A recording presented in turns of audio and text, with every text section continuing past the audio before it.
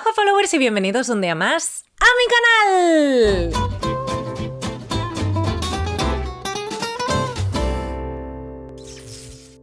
Y sí, hoy es viernes y ¿eso qué significa? Pues que la chica buena cuenta las historias paranormales de sus seguidores. Sí, hoy no estoy afónica, así que perfecto, porque para narrar me gusta tener la voz al 100%. ¿Sabes? Llámame rara. Bueno, si me veis el pelo así un poco raro es que está mojado porque quería que se secara al aire para que no se estropee. Que ahora hemos entrado en primavera. La primavera, la sangre altera, ya no hace tanto frío. Así que intento no utilizar calor en mi pelo. Bueno, os voy dando así pinceladas de todo lo que estoy haciendo en mi pelo, ¿verdad? Aquí. Ahora las intros tienen alguna muestra de todo mi proceso. Bueno, pues sí, como me decís que os gusta que hable, pero bueno, voy al lío, ¿no? Voy al lío, sí, perdón. Vamos a por los titulares de las historias que nos deparan el día de hoy. No sin antes recordar que este es el correo donde puedes mandarnos tu historia si es que quieres que sea contada aquí, en tu canal, historias@lachicabona.com. Por favor, es aquí donde las leemos, ¿vale? Porque si lo mandáis por otro lado, no se leen, porque mi hermana las filtra desde este correo, ¿vale? Si la has mandado por otro correo que no es este, agarra y reenvíalo a este correo, ¿vale? Para que no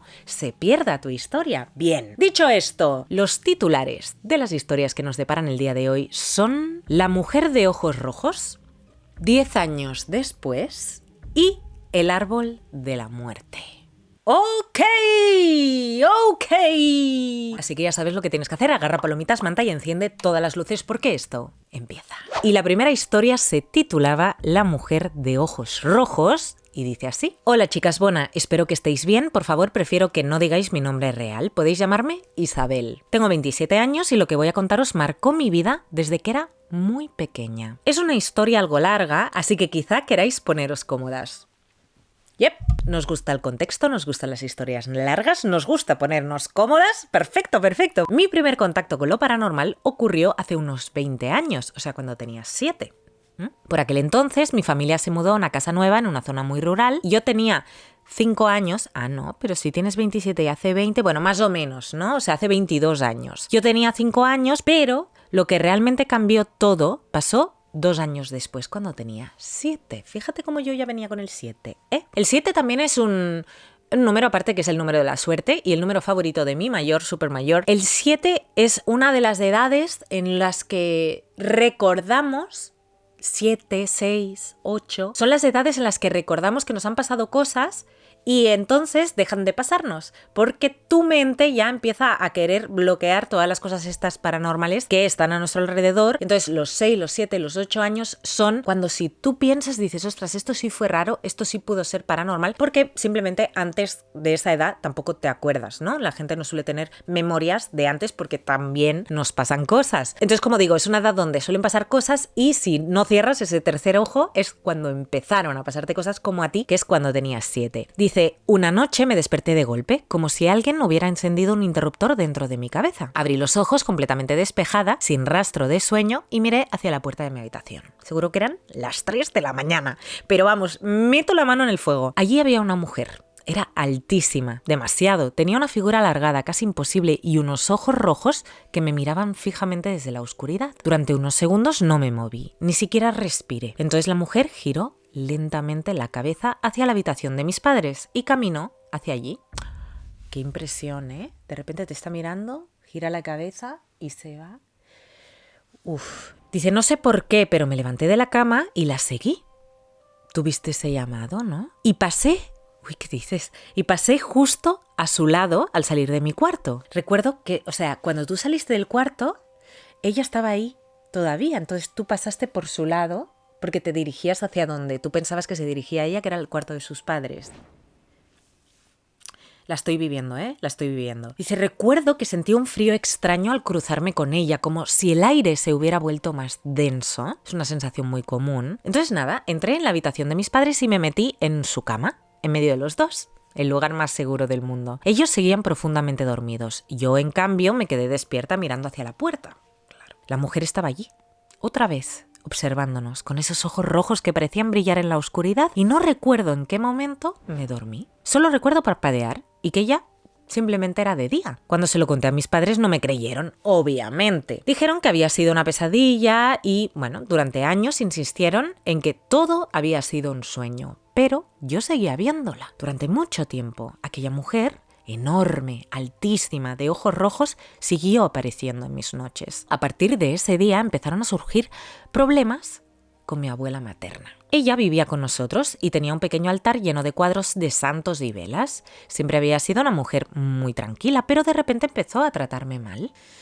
Mucha casualidad, ¿no? Todo en mí parecía molestarle. De repente, pues me caía una crítica, un insulto, un comentario hiriente, y cuando le pedía ayuda a mi madre, ella siempre decía lo mismo, que era cosa de la edad. Pero a mí nunca me pareció algo justificable. Pues por supuesto que no es justificable que alguien te trate mal, es maltrato esto. Total, 5 años después, mis padres ampliaron la casa. La que había sido su habitación pasó a ser la mía y dejé de compartir cuarto con mi hermano. Por aquella época, con 12 años, empecé a interesarme por temas paranormales, así que leía sobre viajes astrales, energías, protección espiritual, cosas que quizá eran demasiado para una niña de mi edad, ¿no? Pero aprendí, por ejemplo, que no era buena idea tener un espejo frente a la cama, ¿es verdad? Esto ya lo hemos hablado en capítulos anteriores, que el espejo frente a la cama es un portal y cuando tú duermes, como tu alma sale, cuando duermes, se queda el cascarón vacío, que es el cuerpo, y tienes un portal, el portal con el cascarón vacío ahí a mano para cualquier presencia. Así que sí, el espejo está prohibido que enfoque a tu cama mientras tú duermes. Dicho esto, dice también que poner líneas de sal en las puertas y ventanas podía servir como protección, efectivamente. Y curiosamente, desde que empecé a hacerlo, dejé de ver a la mujer. Es que funciona, al menos durante un tiempo. Porque poco después ocurrió algo muy extraño, algo que años más tarde mi hermano y yo nos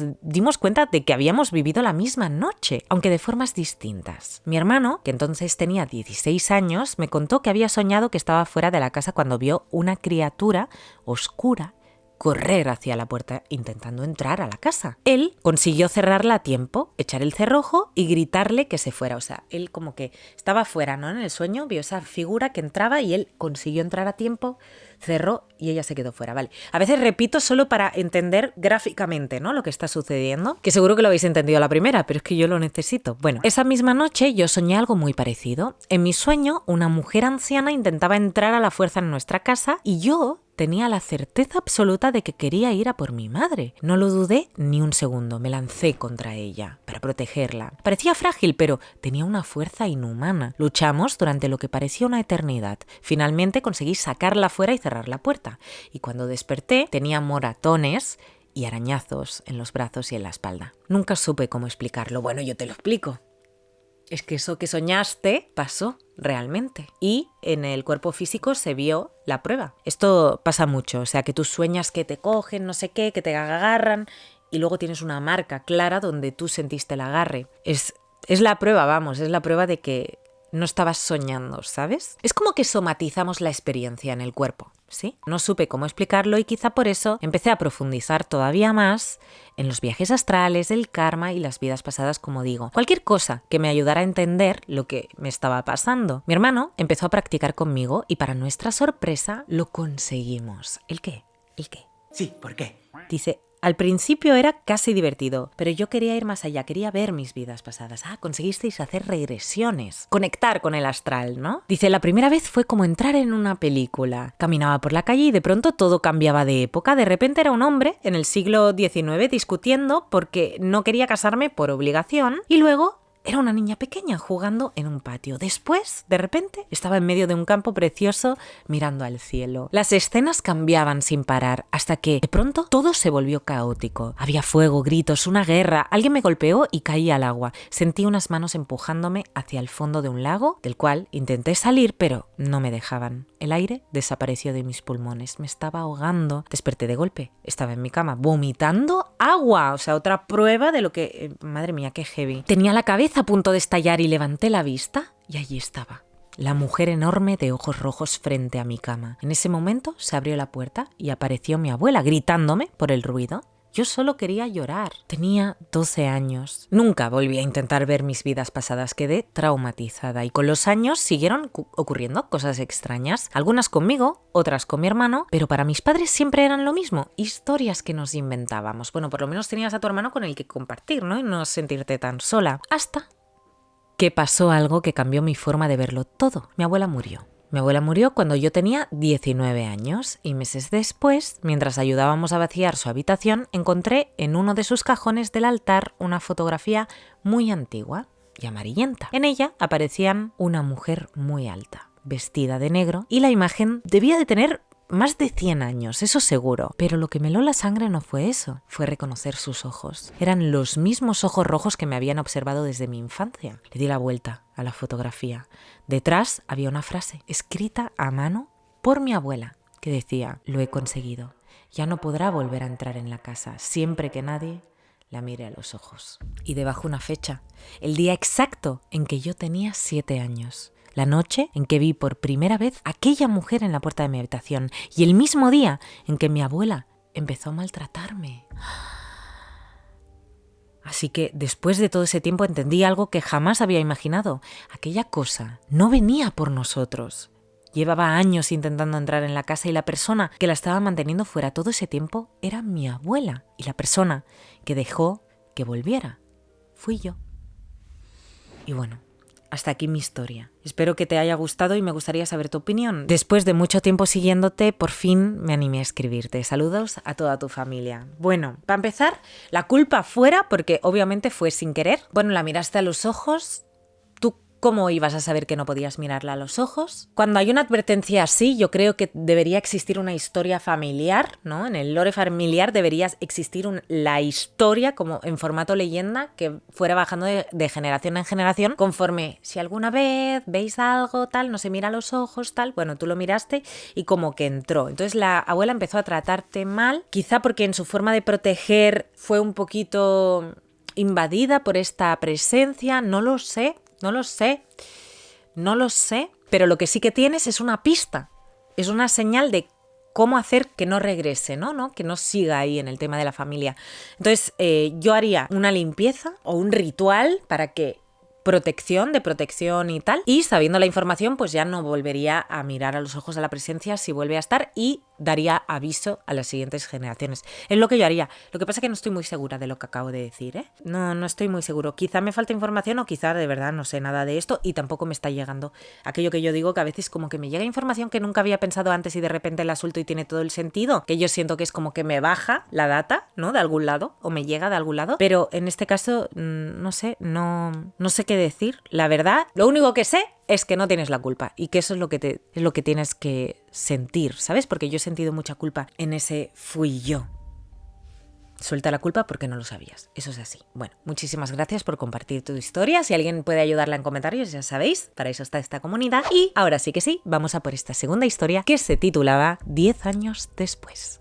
Y dice así: hola chica bona, mi nombre es Daniela, soy de México y desde que descubrí tu canal no he podido dejar de escuchar tus relatos. Me atraparon desde el primer momento. Cada viernes espero con ganas que subas un nuevo vídeo, porque tus interpretaciones y las historias de tus seguidores me han ayudado a comprender muchas cosas de mí misma. Jolín, pues me alegro muchísimo. Dice, siempre he sido una persona muy sensible, pero también bastante miedosa. Y creo que precisamente por eso me ha costado tanto tiempo animarme a escribirte. Quiero contarte algo que me ocurrió hace años, algo que todavía hoy no termino de comprender del todo, pero que marcó mi vida de una forma muy profunda. Todo comenzó cuando yo tenía 17 años. En aquella época tenía un novio al que llamaré Juan. Era mi primer amor, de esos que se viven con una intensidad absoluta. Pasábamos horas hablando, caminando por la ciudad o simplemente escuchando música juntos. Él siempre decía que la música era la mejor forma de guardar recuerdos. Pero un día todo cambió. Juan murió en un accidente. Fue algo repentino, devastador, de esas noticias que te rompen por dentro y te dejan completamente perdida. Ya ves, pobrecita. Lo siento mucho. Dice, recuerdo perfectamente la sensación de vacío que me invadió durante semanas. Me costaba dormir, comer, incluso respirar con normalidad. Y fue justo después de su muerte cuando comenzaron a pasar cosas extrañas. Al principio eran detalles pequeños. A veces, al entrar a mi habitación, notaba un intenso aroma a rosas que llenaba todo el ambiente, aunque no hubiera flores cerca. Bueno, el aroma a flores ya sabemos que tiene que ver mucho con la muerte. Flores no tienen por qué oler a flores podridas, el olor a flores de repente. Dice, otras veces encontraba dibujos entre mis libros, bocetos muy parecidos a los que Juan solía hacer cuando estaba aburrido en clase, pero lo que más me impactó fue lo que decía mi padre. Mi padre siempre ha afirmado tener la capacidad de ver espíritus. Nunca lo dijo con dramatismo ni intentando llamar la atención, simplemente era algo que formaba parte de su vida. amiga y desde pequeña me había contado que en ocasiones percibía presencias que otros no podían ver y un día me dijo algo que todavía recuerdo con claridad. Me confesó que durante varias semanas después del accidente había visto a Juan salir de mi habitación casi todos los días. Yo no sabía si creerle o no. Bueno, tu padre tampoco te diría algo así, ¿no? Yo digo, si no fuera verdad. Parte de mí quería pensar que era imposible, pero otra parte muy dentro de mí encontraba cierto consuelo en esa idea. Con el tiempo, todo aquello fue desapareciendo. El aroma a rosas dejó de aparecer, los dibujos dejaron de surgir de entre mis cosas y mi padre dejó de mencionar que veía a Juan por la casa. Poco a poco, la vida siguió adelante, pasaron los años y crecí. También cambié de ciudad y conocí gente nueva e incluso volví a enamorarme. 10 años después conocí a Pedro, mi actual pareja. Él es una persona muy racional, bastante escéptica con todo lo que tenga que ver con lo paranormal. Aún así, conoce bien mi historia y siempre me ha escuchado con respeto cuando hablo de Juan. Hace algún tiempo decidimos hacer una pequeña escapada de fin de semana a Tepoztlán, que es un pueblo mágico cerca de la Ciudad de México, famoso por su energía especial y su ambiente místico. Me gustaría mucho visitarlo. Dice, recuerdo perfectamente aquella noche. Habíamos pasado el día caminando, visitando el pueblo y subiendo algunas de sus calles empedradas. Estábamos agotados, así que decidimos quedarnos en el hotel, pedimos algo de comer y nos tumbamos en la cama y pusimos música para relajarnos. La habitación estaba en penumbra, iluminada solo por una pequeña lámpara junto a la cama, y entonces empezó a sonar una canción. Iris de Goo Goo Dolls, y en cuanto reconocí los primeros acordes sentí que el aire me faltaba. Esa era la canción que Juan me había dedicado la noche antes de morir. Recuerdo que aquella vez la escuchamos sentados en un parque mirando al cielo. Él me había dicho que esa canción le hacía pensar en un amor tan fuerte que era capaz de trascender cualquier cosa. Yo no había vuelto a escucharla desde entonces y de repente estaba sonando allí. La letra, traducida, dice algo así como: renunciaría para siempre a tocarte porque sé que de algún modo me sientes. Estás más cerca del cielo de lo que jamás podré estar. No pude evitarlo. Las lágrimas empezaron a caer sin control. Cerré los ojos mientras sentía que todos aquellos recuerdos regresaban de golpe como si el tiempo hubiera retrocedido 10 años. Pedro se acercó y me abrazó con fuerza, pero entonces ocurrió algo que todavía me cuesta explicar. Y es que durante unos segundos sentí que no era Pedro quien me estaba abrazando. Era una sensación muy extraña, la presión de los brazos, la calidez, incluso la forma en que me rodeaba, todo me resultaba increíblemente familiar, que era exactamente igual que cuando Juan me abrazaba. Un escalofrío me recorrió todo el cuerpo. La canción terminó y el silencio volvió a llenar la habitación y entonces Pedro se separó ligeramente de mí y me miró con una expresión que nunca le había visto antes. Parecía confundido, un poco pálido incluso. Y fue entonces cuando dijo algo que me dejó completamente sin aliento. No sé cómo explicarlo, murmuró. Pero durante un momento he sentido como si Juan me hubiera pedido permiso para usar mi cuerpo. Imagínate mi cara, Mercé. Me la imagino. ¿Permiso para qué?, pregunté casi atragantada con mi propia saliva. Pedro tardó unos segundos antes de responder y me dijo: para poder abrazarte una última vez. Me quedé en silencio. No supe qué decir. Ni siquiera sabía qué pensar. Pedro nunca ha sido una persona que crea en espíritus, en energías o cosas parecidas, como digo. Es el tipo de persona que siempre busca una explicación lógica para todo. Por eso, escucharle decir algo así me dejó completamente en shock. A veces, cuando recuerdo aquella noche en Tepoztlán, me pregunto si realmente fue posible. Si, de algún modo, Juan logró cruzar el tiempo, la muerte y todo lo que nos separa solo para poder despedirse, para poder abrazarme una última vez. Quizá nunca lo sabré con certeza, pero hay algo, una parte de mí que quiere creer que sí. Gracias por leer mi historia y por todo lo que haces con tu canal. Te mando un abrazo enorme a ti, también a la mejor editora, tu hermana. Con cariño, Daniela. Jolín, qué historia, ¿no? Tan, trágica y bonita también, ¿no? Al final. Y fíjate, me recuerda mucho, Pedro, a mi marido, ¿no? Que es súper escéptico, pero a veces pasan cosas que es como, vale. De esto no voy a decir nada, ¿no? Silencio administrativo ante algo que, dejaría de poder tener esta personalidad escéptica y no quiero. Así que silencio. Corramos tupido velo. Qué bonita la historia, gracias por compartirla. Vamos a por la tercera historia que nos depara el día de hoy, que se titulaba El árbol de la muerte. Y dice así: hola chica bona y mini bona. Mi nombre es Daniela. ¿Otra vez? ¿Se llamaba Daniela la de antes? Sí. Son dos Danielas. Aquí tenemos la conexión entre historias, que ya sabéis que siempre hay algo que conecta las historias entre sí. Es el mismo nombre, pero diferente persona, porque en esta ocasión dice: soy de Cuba, aunque actualmente vivo en Estados Unidos, y me gustaría contaros una de mis muchísimas experiencias y estaría muy agradecida si decidieras leerla. Desde mi más tierna infancia he sentido una profunda fascinación por los fenómenos que escapan a toda lógica terrenal. Siempre he sido, como muchos me describían, una persona con una sensibilidad espiritual muy marcada. Mis padres, entre la inquietud y la resignación, solían decir que tenía una percepción poco común, que veía y escuchaba cosas que para los demás simplemente no existían, y bueno, con el paso de los años, lejos de desaparecer, aquella sensación se intensificó. Empecé a distinguir siluetas oscuras donde solo había penumbra y a escuchar susurros casi imperceptibles en lugares donde reinaba el silencio absoluto. Nunca he sabido explicarlo de una forma racional. Era como si una especie de don hubiera estado conmigo desde antes de que pudiera comprenderlo. Pero esta historia no trata únicamente de mí. Todo ocurrió una mañana del 16 de agosto. Aunque la fecha exacta se me escapa, yo tendría unos 8 años. Lo que siempre digo de la edad. Yo tenía unos 8 años y aún vivía en Cuba en una modesta casa situada junto a un pequeño bosque. Y aquella mañana, junto con un grupo de amigos, decidimos adentrarnos entre los árboles, impulsados por esa mezcla de curiosidad e imprudencia que suele acompañar a la infancia. El día estaba particularmente gris, como si una niebla extraña se hubiera posado sobre el bosque. La luz era tenue, casi inexistente, y todo parecía moverse a un ritmo diferente al resto del mundo. Mientras avanzábamos entre los árboles encontramos un pequeño claro. En el centro había un árbol que destacaba sobre los demás. Parecía iluminado por los pocos rayos de sol, ¿no?, que lograban atravesar la espesura del bosque. En su tronco, tallados con cierta torpeza, se podían leer 2 nombres: Mariana y Luciano. Al principio nos pareció algo normal, quizá 2 enamorados que habían querido dejar su huella en aquel lugar, pero al acercarnos descubrimos algo inquietante. Colgando de algunas ramas había sogas anudadas, varias muñecas desfiguradas, ¿cómo? Y un líquido rojo que goteaba lentamente por la corteza del árbol. En nuestra inocencia infantil, eso parecía como un ritual, ¿no? En nuestra inocencia infantil no supimos identificar qué era, pero el ambiente se volvió pesado al instante, obviamente. Entonces ocurrió algo que todavía hoy me cuesta explicar. De repente, una voz grave y furiosa resonó detrás de nosotros. ¡Salid de mi árbol! El miedo se apoderó de todos y salimos corriendo sin mirar atrás. Cuando llegué a casa le conté, pero no visteis. O sea, solo escuchasteis la voz y fuera, ¿no? Sin mirar qué era. Dice: cuando llegué a casa le conté lo sucedido a mis padres y mi padre, incrédulo pero preocupado, decidió volver al lugar al día siguiente acompañado de Andy, uno de los amigos que había estado conmigo en el bosque. Pero lo que encontraron fue desconcertante.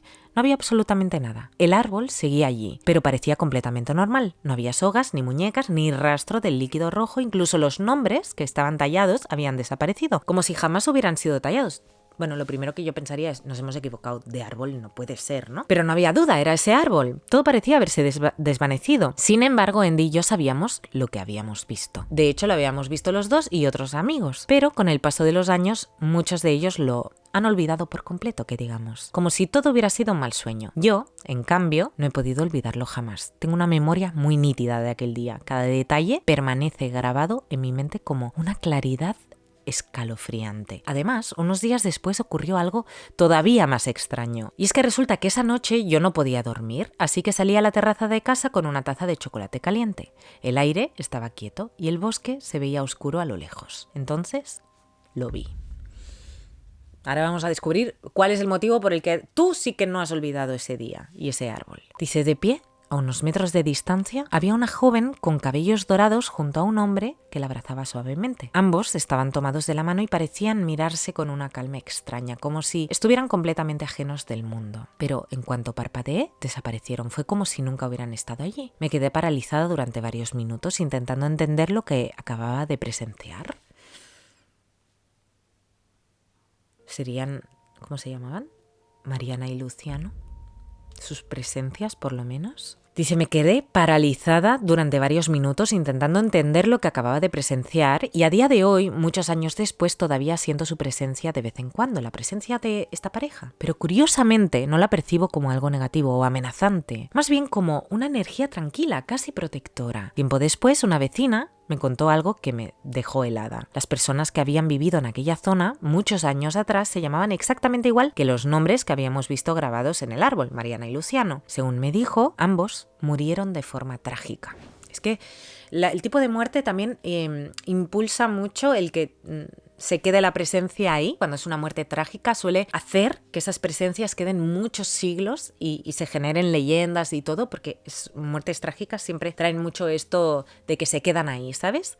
Que no trascienden. Entonces, en ese caso, eso. Resulta que tenían una hija que desapareció sin dejar rastro. Nadie supo jamás que fue de ella. Y algunos dicen que emigró. Vale, o sea, ellos murieron de forma trágica y su hija desapareció. Vale, algunos dicen que emigró, ok. Otros creen que simplemente quiso alejarse de todo, pero también hay quien asegura que algo terrible ocurrió en aquel bosque y que, la verdad, jamás se llegó a conocer. Desde entonces, ese recuerdo vuelve a mi mente una y otra vez. Muchas personas dirían que solo fue una imaginación infantil o un malentendido propio de la edad, pero para mí, y para Andy, y para mis amigos en su día, fue real. Fue una de esas experiencias que sabes que ocurrieron, aunque el resto del mundo te mire con escepticismo cuando intentas contarlas. Así que nada, gracias por leer mi historia, os mando muchos besos y saludos para vuestra familia. Y también me gustaría saber vuestra opinión sobre lo ocurrido y por qué después de tantos años solo Andy y yo seguimos recordándolo. Porque claro, vuestros amigos lo olvidaron. Yo creo que es eso lo que decía, una muerte trágica siempre trae mucho, o sea, tardan muchos siglos en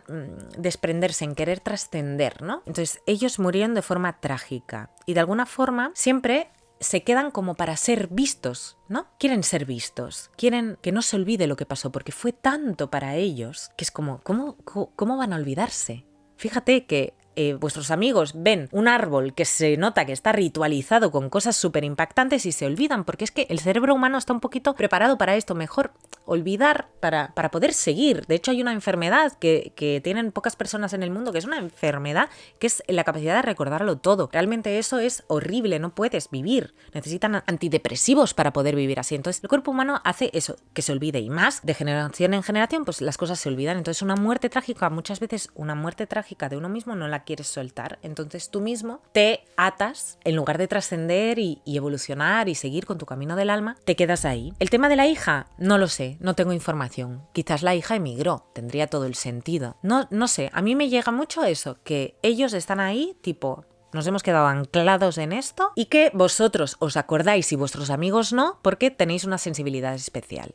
Y entonces estáis más abiertos y más conectados con esto, que al final es lo que le interesa a las presencias, que tampoco os quieren asustar, porque a mí no me ha venido ninguna sensación de que sean unas presencias que te querían asustar, ni siquiera antes de que me dijeras que es así como lo sentías, que sentías calma y tal. Simplemente como que te están viendo. No lo sé, me faltaría más información. Igual están ligados con vuestro árbol genealógico, porque al vivir allí, igual las familias siempre crecían y estaban por ahí. Igual tiene que ver que han querido contactar contigo porque formas parte de su árbol genealógico, porque eres una descendiente de su hija. No lo sé.